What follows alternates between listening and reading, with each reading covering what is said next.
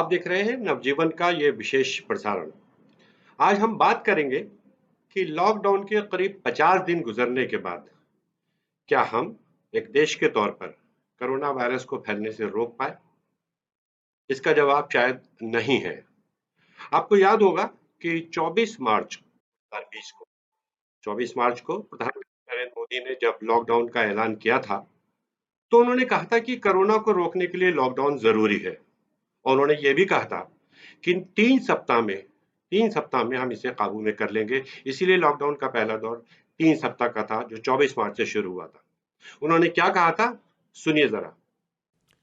Health sector के experts और अन्य देशों के अनुभवों को ध्यान में रखते हुए देश आज एक महत्वपूर्ण निर्णय करने जा रहा है।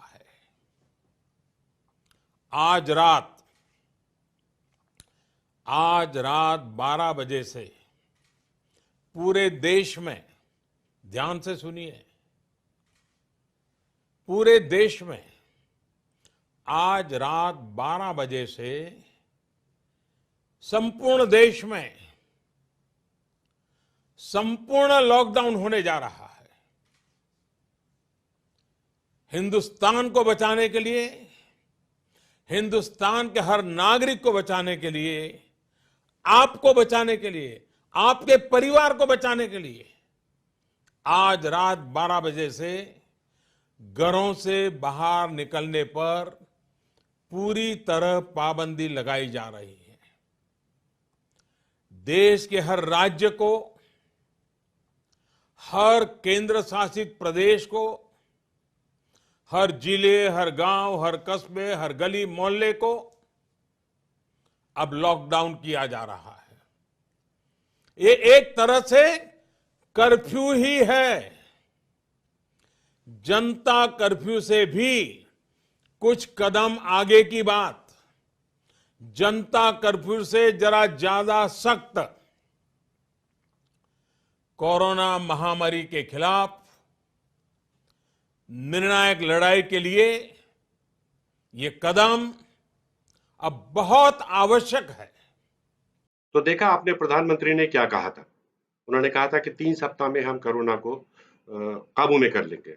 और यहाँ पर एक बात ध्यान देने की है कि जब प्रधानमंत्री ने लॉकडाउन का ऐलान किया था, तो उस वक्त देश में कोरोना पॉजिटिव केसेस की, यानी मरीजों की संख्या 500 से भी कम थी। 500 से भी कम थी। तो अब सवाल उठता है कि क्या लॉकडाउन के 50 दिन के बाद हम कोरोना वायरस को काबू में कर पाए? क्या मरीजों की संख्या इस दौरान नहीं बढ़ी? सिर्फ सरकारी आंकड़े ही देखें, जो मोदी सरकार का स्वास्थ्य एवं परिवार कल्याण मंत्रालय रोज देश के सामने रखता है, सिर्फ उन्हीं आंकड़ों को देखें तो कम से कम 60,000 कोरोना के केस इस वक्त देश में है, जो ताजा आंकड़े हैं। हालांकि इस बीमारी से कुछ लोग ठीक भी हुए हैं, जिन्होंने इसको मात दी है। उनकी संख्या भी करीब 10,000 है, लेकिन ये संख्या लगातार बढ़ती जा रही है। और हालत ये है कि मई के पहले सप्ताह में, यानी 1 मई से 7 मई के बीच 10,000 नए मामले कोरोना के देश के में सामने आए हैं। तो ये क्या है? क्या हम काबू कर पा रहे हैं? और ये जो नए मामले आ रहे हैं, इनमें अगर हम बीजेपी शासित राज्यों की बात करें, तो वहाँ की हालत तो बहुत ही ज़्यादा खराब है। गुजरात, मध्य प्रदेश, उत्तर प्रदेश और देश की राजधानी दिल्ली की भी हालत कोई सही नहीं है। गुजरात, मध्य प्रदेश और उत्तर प्रदेश में तो रोज सैकड़ों की संख्या में नए मामले सामने आ रहे हैं।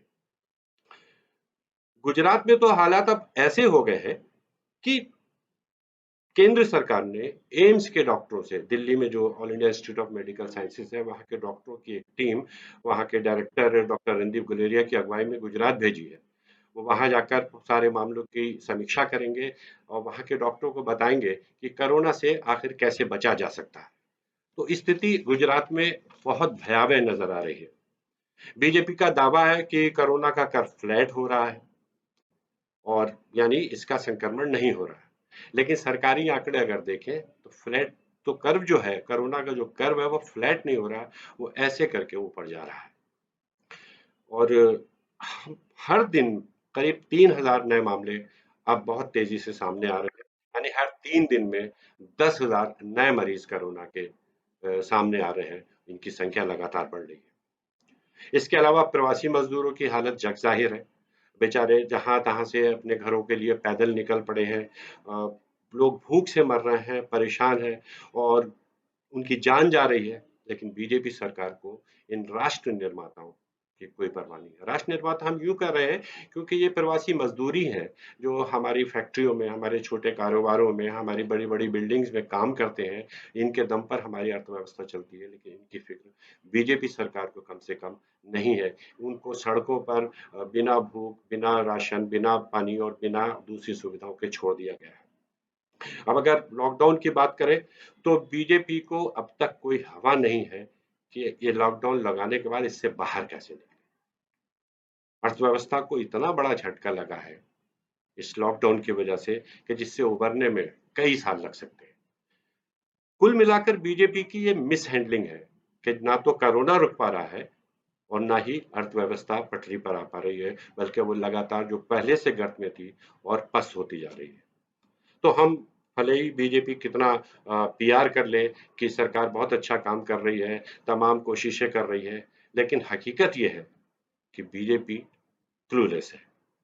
उम्मीद है कि भारतीय जनता पार्टी की जो सरकार है नरेंद्र मोदी की अगुवाई वाली, वो इन स्थितियों को समझेगी, सही कदम लेगी, सही विशेषज्ञों की राय लेगी और कोरोना रोकने के साथ ही अर्थव्यवस्था की वापसी, अर्थव्यवस्था को पटरी पर लाने की कोशिश या कोई उपाय सामने रखेगी। नमस्कार।